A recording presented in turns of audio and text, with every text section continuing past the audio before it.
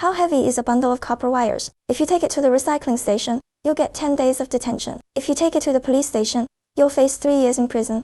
The wire embedding job is a high-risk occupation. Wearing a safety helmet doesn't even guarantee safety. However, with his stylish moves, it's obvious that the master loves freedom and is willing to earn his deserved pay with his own hands. Watch how clean and crisp his movements are when pressing the wires into the slots. It's because he repeats this action about 1,000 times a day. The next step is hammering and trimming the edges. He needs to strike more than 10 times at both ends of the winding, and that adds up to nearly 10,000 times a day. The wire embedding process is truly a process of being tempered through repeated efforts. This is the stator of an 1800 kilowatt high-power generator, which adopts the double-layer wire layer. After the first layer copper wires are inserted into the slots, an insulating paper strip needs to be inserted on top of them for insulation. A special iron rod is passed through the insulating paper strip, and the first layer winding is compacted by hammering the iron rod to create space for the second layer winding and facilitate its insertion. Inserting the second layer wires into the slots is relatively more difficult.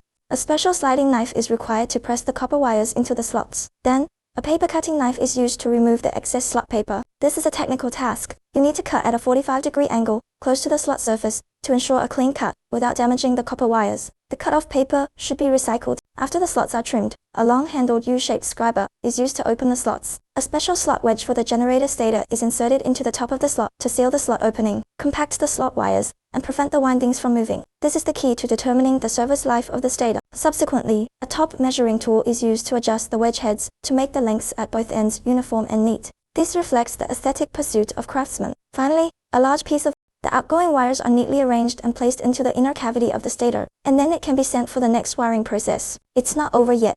The important tool, the rubber hammer, comes into play again. Tempered through repeated efforts is not just an expression. In the manufacturing process of a fully copper brushless generator stator, the end of the winding is repeatedly hammered and shaped to make it round and compact. At this point, the wire embedding work is completed.